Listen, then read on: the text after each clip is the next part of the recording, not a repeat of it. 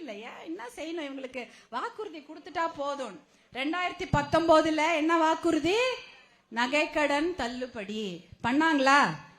2019 யாருக்குமே பண்றது இல்ல. 2019 நகைக்கடன் தள்ளுபடினாங்க, அதை செய்யவில்லை, பண்ணவே இல்லை. கல்வி கடன் தள்ளுபடி அப்படின்னு சொன்னாங்க.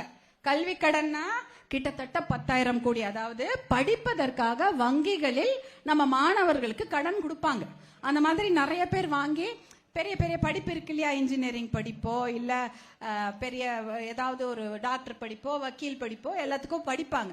அப்ப வங்கி கணக்குல நிறைய கடன் இருக்கும். யார் மேல? அந்த மாணவர்கள் மேலேயும் அவங்க குடும்பத்து மேலேயும். அந்த 10,000 கோடி ரூபாய் கடன் இருக்கிறது. அந்த கடனை தள்ளுபடி செய்யறேன்னு சொன்னாங்க. இது வரைக்கும் தள்ளுபடி செய்யல. 10,000 கோடி ரூபாய் அதை தள்ளுபடி செஞ்சிருந்தாலே போதுமே, அதையும் செய்யல. அப்புறம் இந்த நாகமரை ஒட்டப்பட்டி மேம்பாலம் கட்டுறேன்னு சொன்னாங்க. 250 கோடி ரூபாய் அதற்கு நிதி ஒதுக்கப்பட்டது. அதை செய்தார்களா? நாகமரையில் அந்த மேம்பாலம் எல்லாம் இருக்காமா? வந்துடுச்சா? வரவில்லை. வரல இல்லையா? சிப்காட் தொழிற்சாலை கொண்டு வருவேன்னாங்க. சிப்காட் வந்துடுதா தர்மபுரியில? வரல. ஆனா ஏமா ஒரு வீடு பண்ணா ஒரு வாட்டி தான் கிரகப்பிரவேசம் பண்ணுவாங்க. இது என்னது? இது ஒரே சிப்காட்டுக்கு 2 முறை திறப்பு விழா.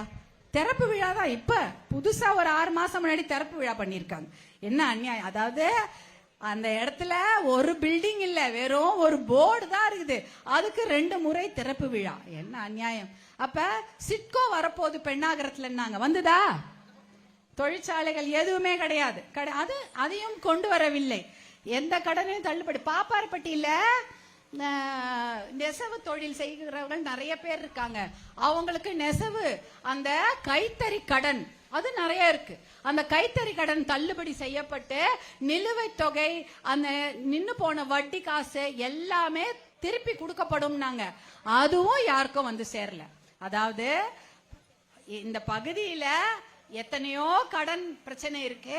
எல்லா கடனையும் தள்ளுபடி செய்கிறேன் என்று வாக்குறுதிகளை மட்டும், பொய் வாக்குறுதிகளை மட்டும் அள்ளி வீசி விட்டுட்டு 1000 ரூபாய் கொடுத்தால் போதும், 3000 கொடுத்தா போதும், இவங்க வாயை அடைச்சிடலாம். எலெக்ஷன் நேரத்துல ஒரு 5000 ரூபாய் கொடுத்து அவர்கள் அப்படியே அவர்களுடைய வாயை, பெண்கள் வாயை அடைத்து விடலாம். அவங்க எல்லாத்தையும் மறந்து மறுபடி திமுக ஓட்டளித்து அப்புறம் இன்னும் நிறைய ஒயின் ஷாப் திறக்க வைப்பாங்க அப்படின்ற திட்டத்தோட தான் அவங்க இருக்காங்க.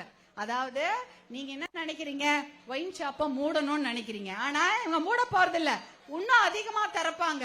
நீங்க அரசாங்க பணத்தை எடுத்து பெண்கள் கிட்ட கொடுக்கறது எதுக்காக தெரியுமா? எலெக்ஷன்ல நீங்க மறுபடியும் அது ஒரே கட்சிக்கு வாக்களித்தீங்கன்னா அவங்க மறுபடி ஒயின் ஷாப்பை திறந்து வச்சு நம்ம மக்களை ஒரு தலைமுறையே அழிக்கிறாங்கன்னு தான் அர்த்தம். தெரியும் இல்லையா என்ன நடக்குதுன்னு?